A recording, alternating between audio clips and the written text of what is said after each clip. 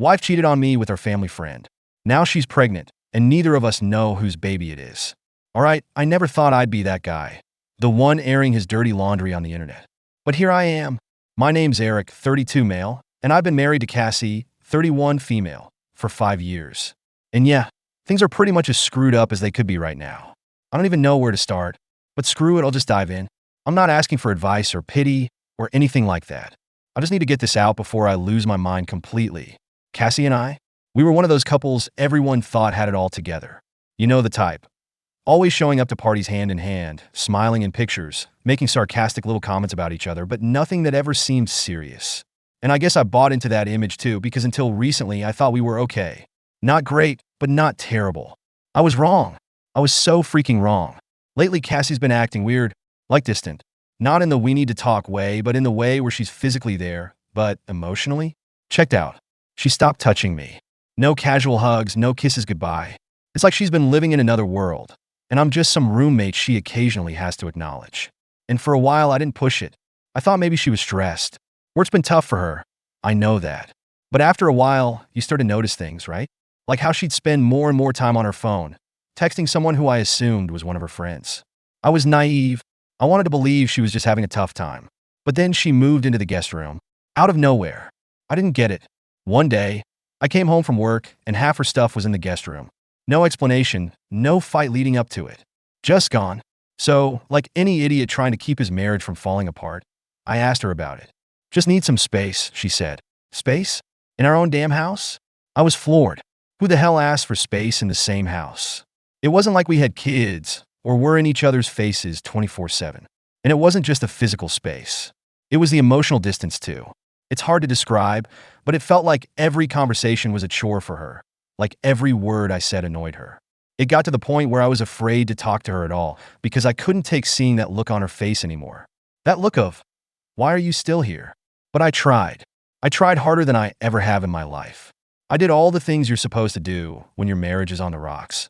Surprised her with little gifts, asked her out on dates, even started cooking more so she wouldn't have to. Nothing worked.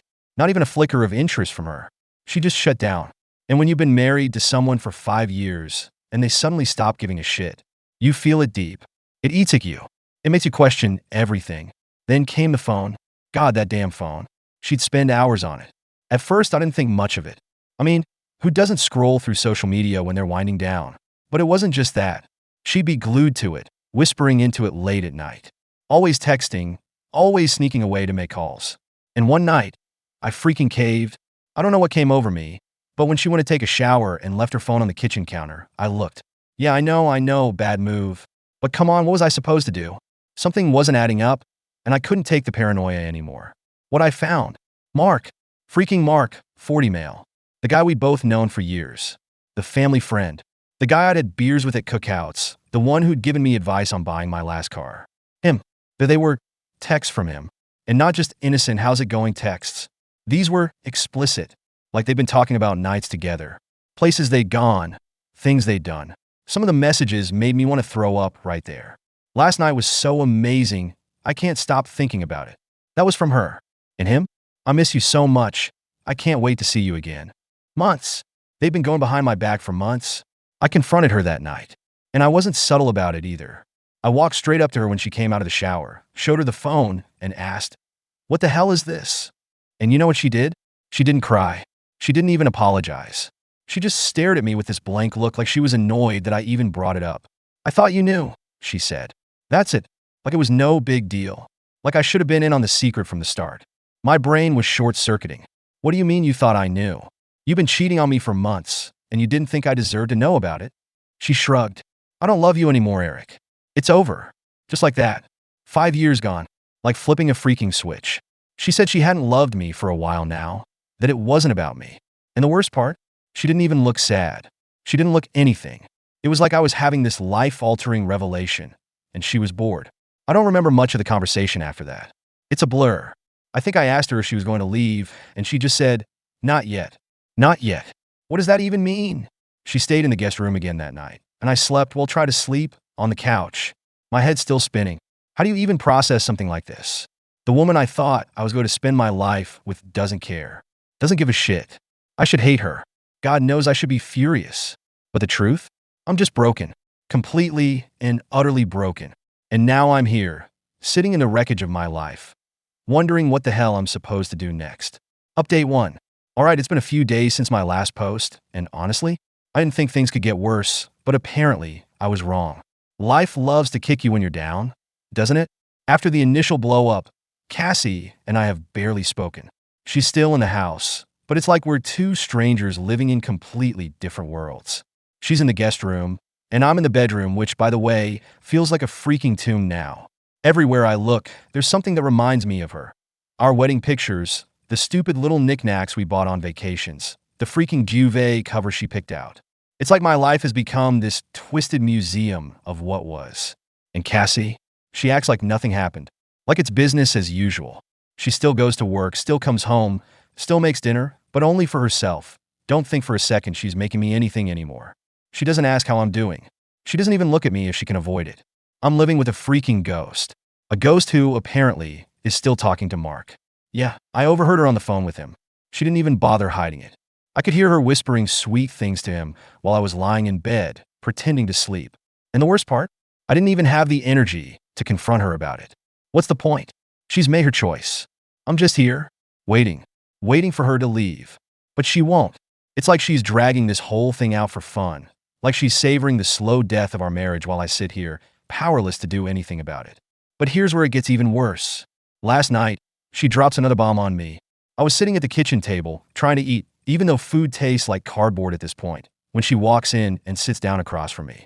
I didn't even look at her. I couldn't. I was too tired. Then she says, out of the freaking blue, I'm pregnant. I think my fork actually dropped onto the plate. I just stared at her, my brain not registering the words at first. Pregnant. Cassie's pregnant. And it's not mine. We haven't slept together in months. I knew right away. This was Mark's baby. I asked her because I guess I'm a glutton for punishment.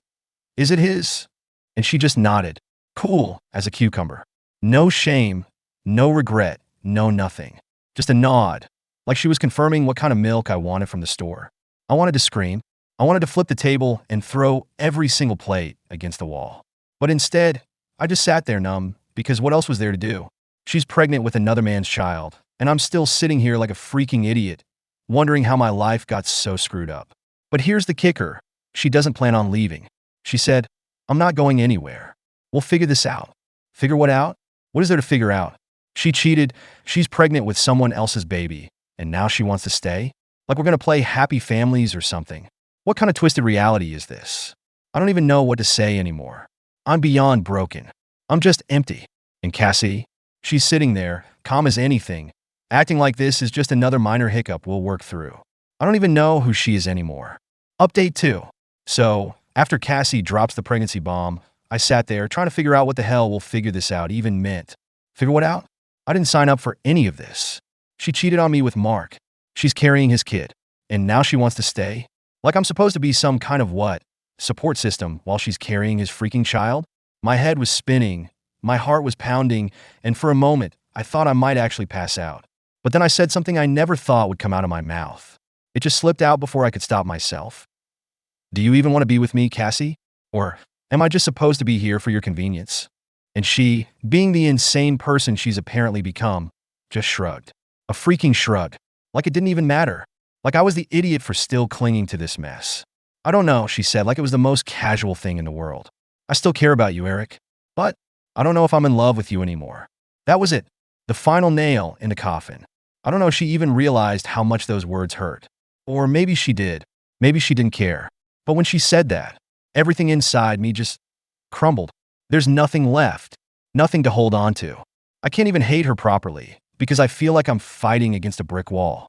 She doesn't care enough to hate me back, and that makes it worse. I didn't say anything after that. I couldn't. What was I supposed to do?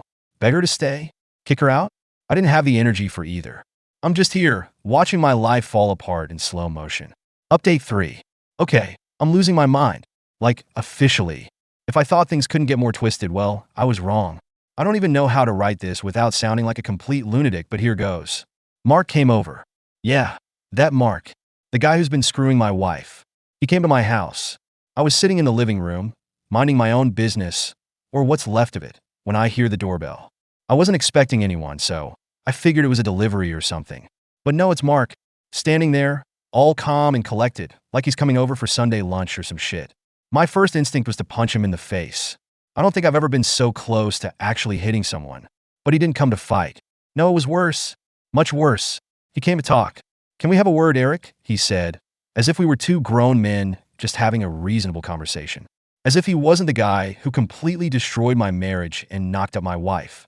But what really got me, he wasn't smug or anything. He wasn't acting like some cocky jerk who was rubbing it in my face. No, he was sincere. He was actually trying to have a conversation about this whole mess. Like we were going to sit down and calmly work out the details of this twisted triangle. Against my better judgment, I let him in. Why? I still don't know. Maybe I was curious to hear what he had to say. Maybe I wanted to confront him without actually beating him to a pulp. Or maybe I was just too exhausted to think clearly. We sat down in the living room, and it was so awkward I could barely breathe. He was quiet for a minute, like he didn't know how to start. Then he finally spoke. "Look, man, I know this is messed up. I never meant for any of this to happen. I didn't think things would get this far with Cassie." I wanted to scream. "You didn't think things would get this far? You slept with her. Repeatedly. You knew exactly what the hell you were doing." But I didn't say anything. I just sat there, staring at him, waiting for whatever garbage excuse was about to come out of his mouth. "I care about her," he said, and I felt my blood pressure spike. "I care about Cassie, but I never wanted to hurt you." At that point, I almost laughed. Actually, I think I did. It was one of those bitter, humorless laughs, like the kind you do when everything's so screwed up that you can't even process it anymore. "You didn't want to hurt me?" I said, leaning back in the chair. "You've been screwing my wife for months, Mark.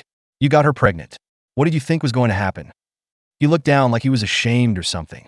But the thing is, I didn't believe it. I didn't believe a single thing he said. He's just like Cassie, detached, emotionless, acting like this is some small misunderstanding instead of the complete and utter destruction of my life. And then he said something that made my stomach turn. "I don't want to come between you two. If you and Cassie can work things out, I'll back off." Back off? What is he, some sort of martyr now? Like he's offering to graciously step aside so we can rebuild our broken marriage? I couldn't believe what I was hearing. The sheer arrogance of it. But I stayed quiet. I don't know why, but I stayed quiet. He kept talking. Something about how he didn't want to pressure Cassie into anything, how she needs time to figure out what she wants. All the while, I just sat there listening to this ridiculous monologue. Like I was somehow a third party in my own marriage, listening to this guy make decisions about my future for me. I'm sitting there thinking, is this real?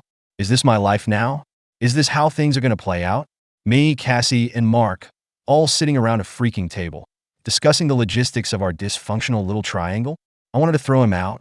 I should have. But instead, I just let him leave. He gave me some half-hearted apology, patted me on the shoulder, and then walked out like we'd just finished having a friendly chat. And now I'm sitting here, feeling like the biggest idiot in the world. I should have punched him. I should have told him to never come near me or Cassie again. But instead, I let him walk right out the door, and now I'm left with this disgusting feeling of nothingness. Update 4. Alright, this might be the update that finally sends me over the edge. After Mark's little visit, I couldn't stop thinking about what he said. About how Cassie needs time to figure out what she wants. Like she hasn't already made it abundantly clear. But then, just when I thought things couldn't get worse, Cassie actually started talking to me again. Not in the way you'd expect. Not in a let's fix this kind of way. But in a way that made me realize just how far gone we are. Last night, she came into the living room where I was sitting, nursing a beer, trying to ignore the sound of her on the phone with Mark again. She sat down next to me, which hasn't happened in months.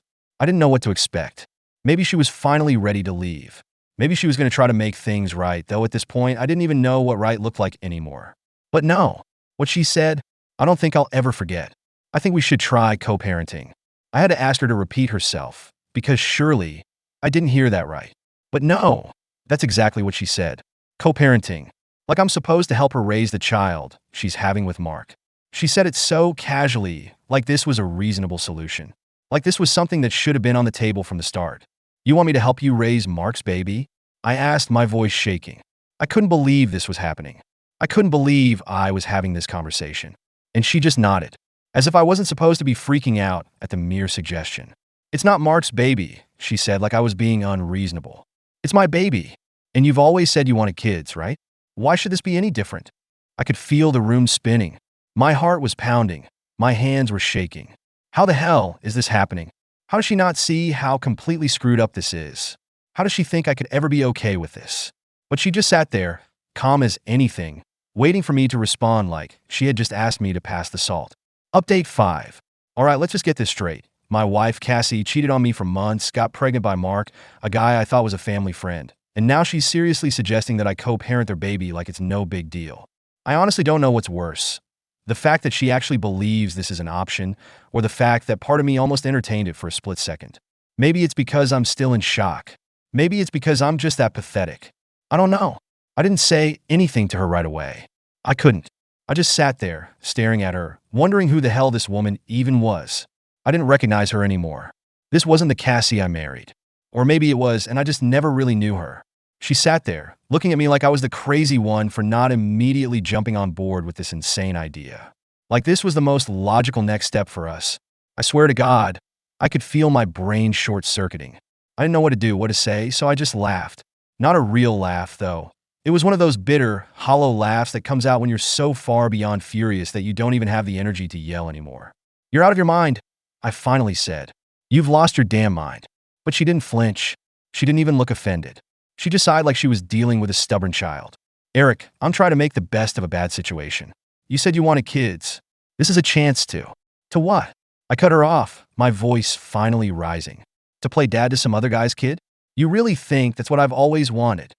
"It's not like that," she said, as if that would somehow make it better. It's a complicated situation, okay? But it doesn't have to be a disaster. We can still make this work. I know you're hurt. But hurt." I stood up, knocking the beer bottle over in the process. "Hurt doesn't even begin to cover it, Cassie. You didn't just hurt me. You freaking destroyed everything. You cheated on me, you lied to me for months, and now you want me to raise his kid like it's some kind of consolation prize?" She looked at me, her eyes wide, like she hadn't expected me to blow up, like she really thought I'd just accept it. I could feel the anger bubbling up inside me, and for a moment, I thought I might actually lose control. But I didn't. I took a deep breath, clenched my fists, and forced myself to calm down. Because if I didn't, I knew I'd say something I couldn't take back. "You need to leave," I said, my voice cold. "Now!" Cassie didn't move. She just sat there, staring at me like she couldn't believe I was kicking her out. But what did she expect? That I'd just go along with it? That I'd roll over and let her completely wreck my life without a fight? No, not anymore. I'd taken enough shit. I was done. "Eric, come on," she started, but I didn't let her finish. "No, you come on," I snapped. "You've been stringing me along for months, making me feel like I'm the crazy one. But I'm not the one who blew up this marriage. You are. So, get the hell out of my house. Go live with Mark. Go figure out your screwed up life somewhere else, because I'm done." For a second, I thought she might argue. But then something changed in her expression. I don't know if it was defeat or realization or what, but she just stood up and walked toward the guest room. I followed her, not saying anything, just watching as she packed a few things into a bag. It felt surreal, like I was watching it all happen from outside my own body. This was really it. She was really leaving. She didn't say anything when she left, and neither did I. She just walked out the door and I watched her go. Part of me expected to feel some kind of relief, but instead, all I felt was emptiness. This was supposed to be a victory, right? I kicked her out. I stood up for myself. So why did I feel like I just lost everything? Update 6. You'd think that would be the end of it, right? Cassie's gone. I'm on my own, and I can start piecing my life back together. That's how these things go. But, of course, nothing's ever that simple. Not when it comes to my screwed up life. A few days after she left, I got a call from Cassie's mom, Lynn, 56 female. Now, let me just say this. I've always liked Lynn. She's one of those no-nonsense, tell-it-like-is types, and we've always gotten along. So when she called me, I figured she just wanted to check in, see how I was doing after the whole mess with Cassie. I was wrong. The first words out of her mouth were, "What the hell did you do to my daughter?" I almost dropped the phone. What I did to her? Was this some kind of joke? "Lynn, you've got to be kidding me," I said, try to keep my voice calm. "Cassie's the one who cheated. She's the one who got pregnant by someone else. She's the one who..." But Lynn wasn't having it. "I don't care what she did," she snapped. "You don't just throw your wife out on the street like that. She's pregnant, Eric. With your child." That's when everything stopped. My brain short-circuited. "My child? My child? Lynn, that's not my kid," I said, my heart pounding. "It's Mark's. Cassie told me." "She told you wrong." Lynn cut me off. "That baby's yours. She just didn't know how to tell you." I felt like the ground had been ripped out from under me. My child? Could it really be? My mind was racing, trying to piece everything together. Cassie had been cold for months. We hadn't been intimate in forever. How could this be my kid? It didn't make sense. But Lynn kept going, telling me how Cassie had been too scared to admit it, how she thought I'd hate her even more if I found out. I didn't know what to think. I didn't know what to believe. Was Cassie lying? Was Lynn lying? Was this all some kind of twisted game to reel me back in? I hung up the phone without saying much more. I couldn't deal with it. I couldn't handle the idea that maybe, just maybe, everything I thought I knew was wrong. Was this baby mine? Was Cassie playing me? And if it was true, if this child was mine, what the hell was I supposed to do now? Update 7. I've been sitting on this for days, trying to figure out what the hell to do. Lynn's words keep echoing in my head. It's your baby. But is it? How do I even know? I can't trust anything Cassie says anymore. She's been lying to me for months. What's to stop her from lying about this, too? But then I keep thinking, what if she's not lying? What if this really is my kid? Can I just walk away from that? Can I leave my own child behind because of all the shit Cassie's done? I called her yesterday. I wasn't planning to, but I couldn't stop myself. I needed to know. I asked her straight up, is it mine? She didn't answer right away. There was this long, uncomfortable silence on the other end of the line, and I thought she was going to hang up. But then she finally said, I don't know, Eric. I really don't. And that's the truth, isn't it? She doesn't even know. She's been screwing around with Mark for so long that she can't even be sure whose baby she's carrying. I thought that would be the final blow, the thing that completely shattered me. But instead, all I felt was this overwhelming sense of nothingness. Like I'd finally hit rock bottom, and there was nowhere else to go. So here I am, sitting in the ruins of my marriage, wondering if I'm about to become a father to a child who might not even be mine. Wondering if I'll ever be able to move on from this, or if I'll be stuck in this nightmare forever. I don't know what's going to happen next. I don't know if I'll ever get the answers I'm looking for. But one thing's for sure, my life will never be the same. Update 8, final. It's been a week since my last update, and everything's come to a head. I finally did the one thing I should have done a long time ago. I demanded a paternity test. I told Cassie that if she wanted me to even consider being in this kid's life, I needed to know the truth. No more lies, no more half-truths, no more I don't knows. She agreed. We went to the clinic yesterday, and now, I'm just waiting to find out if my life is about to get even more complicated, or if I'm finally free from this mess. I guess that's the thing, isn't it? Life never really turns out the way you expect. 1 minute, you're married, thinking you've got everything figured out. The next, your whole world gets turned upside down, and you're left picking up the pieces, trying to make sense of it all. I don't know what's going to happen next, but whatever it is, I'll deal with it. One way or another, I'll figure it out. Maybe that's the only thing I can do.